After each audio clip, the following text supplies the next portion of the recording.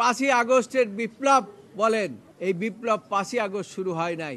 এই বিপ্লব শুরু হয়েছে 17 বছর আগের থেকে। প্রধান বিচারপতি জেলে যাওয়ার কারণ হচ্ছে তিনি শুধু বিচার বিভাগকে ধ্বংস করেন নাই, এদেশের মানুষের সমস্ত অধিকারকে ধুলায় মিশিয়ে দিয়েছেন। এবং এই যে 5ই আগস্টের বিপ্লব বলেন, এই বিপ্লব 5ই আগস্ট শুরু হয় নাই। এই বিপ্লব শুরু হয়েছে 17 বছর আগের থেকে। এবং এই বিপ্লবের কারণেই শেখ হাসিনা আরো দীর্ঘদিন ক্ষমতায় থাকার জন্য তিনি চেষ্টা করেছিলেন।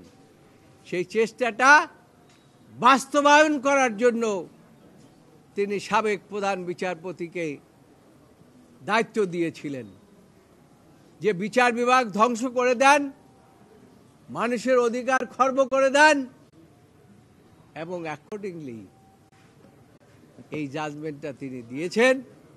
এবং এই জাজমেন্টের ফলে দেশের সমস্ত বিচার ব্যবস্থা ভেঙে পড়েছে, সমস্ত মানুষের অধিকার খর্ব হয়েছে। এই জন্য আমরা গিয়েছি। আপিল বিভাগ অনেকগুলো প্রশ্ন করেছেন আমাদেরকে, প্রত্যেকটি প্রশ্নের জবাব দেওয়া হয়েছে আমাদের পক্ষ থেকে। এবং যারা বদিউল আলম মজুমদারের আইনজীবী, তিনিও একই, অন্যান্য পিটিশনার যারা ছিলেন 5টা পিটিশন, প্রত্যেকের পক্ষ থেকেই আমরা একই ধরনের আর্গুমেন্ট করেছি। এবং আমরা বলেছি যে জাজমেন্ট আইনের চোখে চলতে পারে না। আদালত আমাদের কথা শুনেছেন, সরকার পক্ষ শুনেছেন, শুনে শেষ পর্যন্ত একটি ছোট্ট 2টি পয়েন্টের উপরে লিভ গ্রান্ট করেছেন।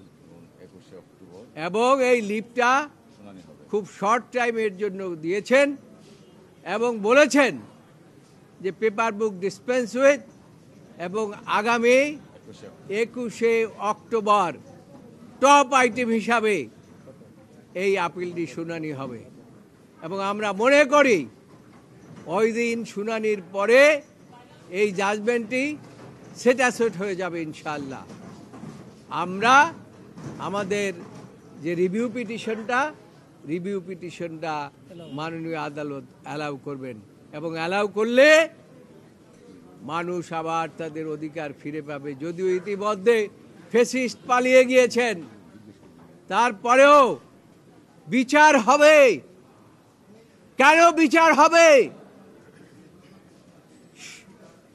ক্রিমিনাল প্রসিডিউর কোড অনুসারে এইটা অলসো ক্রিমিনাল অফেন্স অলসো। এবং সেই কারণে খায়রুল হকের বিরুদ্ধে আমরা সেই ধারাগুলো চিন্তা করে আমরা পরবর্তীতে আরও মামলা তার বিরুদ্ধে হওয়ার সম্ভাবনা আছে।